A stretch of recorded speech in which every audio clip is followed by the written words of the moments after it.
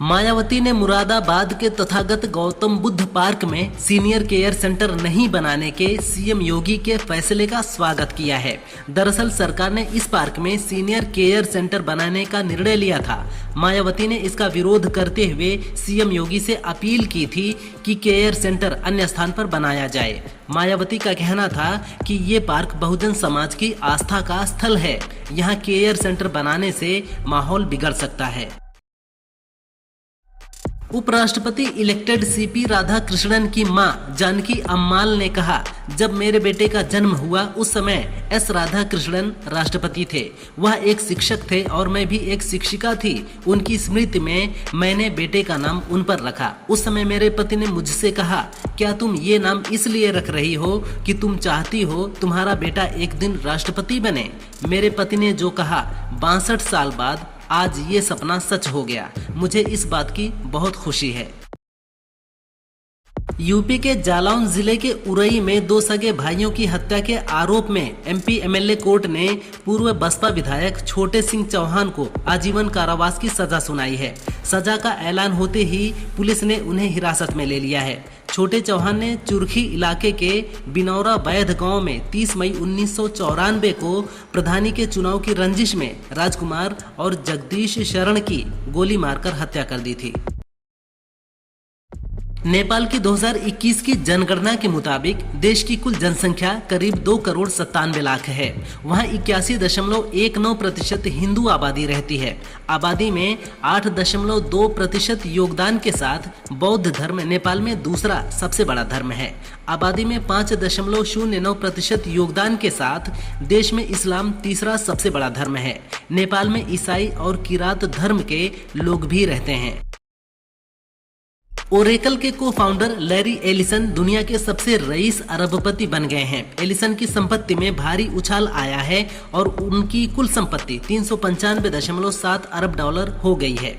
बुधवार को ओरेकल के शेयर 41% तक बढ़ गए, जो साल 1992 के बाद सबसे बड़ी वृद्धि है। ओरेकल का मार्केट वैल्यू अब 947 अरब डॉलर हो गया है। वहीं टेस्ला के मालिक एलन मस्क दूसरे स्थान पर खिसक गए हैं। मस्क साल 2021 में पहली बार दुनिया के सबसे अमीर व्यक्ति बने थे। एशिया कप 2025 में 14 सितंबर को भारत और पाकिस्तान के बीच ग्रुप स्टेज मैच खेला जाना है। इस मुकाबले से पहले एक बड़ा विवाद खड़ा हो गया है। दरअसल पुणे के एक सामाजिक कार्यकर्ता केतन तिरोडकर ने सुप्रीम कोर्ट में एक याचिका दायर कर इस मैच पर बैन लगाने की मांग की है। याचिका में दावा किया गया है कि ये मैच भारतीय संविधान के खिलाफ है, खासकर तब जब हाल ही में पहलगाम में आतंकी हमले में 26 लोगों की जान चली गई थी। नेपाल के अपदस्थ प्रधानमंत्री केपी शर्मा ओली सत्ता से बेदखल होने के बाद अपनी भड़ास भारत पर निकाल रहे हैं। ओली ने कहा, अगर उन्होंने लिपुलेख पर सवाल नहीं उठाए होते तो वे पद पर बने रहते। उन्होंने ये भी आरोप लगाया कि अयोध्या और भगवान राम पर उनके रुख की उन्हें राजनीतिक कीमत चुकानी पड़ी है। ओली ने कहा, मैंने अयोध्या में राम के जन्म का विरोध करने के कारण सत्ता खो दी। उपराष्ट्रपति चुनाव में विपक्षी सांसदों के क्रॉस वोटिंग मामले में विवाद शुरू हो गया है।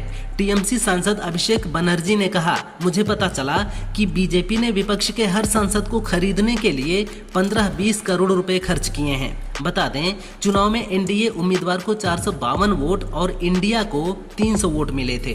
15 वोट अमान्य करार दिए गए। बीजेपी का दावा है कि विपक्ष के सांसदों ने अंतरात्मा की आवाज से एनडीए को वोट किया। बीमारी का इलाज करने वाले सभी लोगों को हम डॉक्टर कहते हैं, लेकिन अब नियम बदल गया है। स्वास्थ्य सेवा महानिदेशालय ने आदेश जारी किया है कि अब फिजियोथेरेपिस्ट अपने नाम के आगे डॉक्टर शब्द का इस्तेमाल नहीं कर सकते। अब से सिर्फ मेडिकल डॉक्टर से ही अपने नाम के आगे डॉक्टर लगा सकते हैं। महानिदेशालय का कहना है कि इससे मरीजों और आम लोगों में भ्रम पैदा होता है और नकली इलाज को बढ़ावा मिल सकता है। आजकल सिंथेटिक इंटेलिजेंस यानी एसआई तकनीक चर्चा में है। ये एआई से अलग है और इंसानों की तरह रचनात्मक और फैसला लेने की क्षमता रखती है। विशेषज्ञों का कहना है कि एसआई जटिल समस्याओं को हल कर सकती है, लेकिन इसके दुरुपयोग से गोपनीयता भंग और गलत सूचना फैलने जैसे खतरे भी हैं। AI डेटा पर निर्भर है, जबकि SI स्वतंत्र और रचनात्मक सोच में सक्षम है। इसके लिए नियम को लेकर वैश्विक स्तर पर चर्चा शुरू हो चुकी है।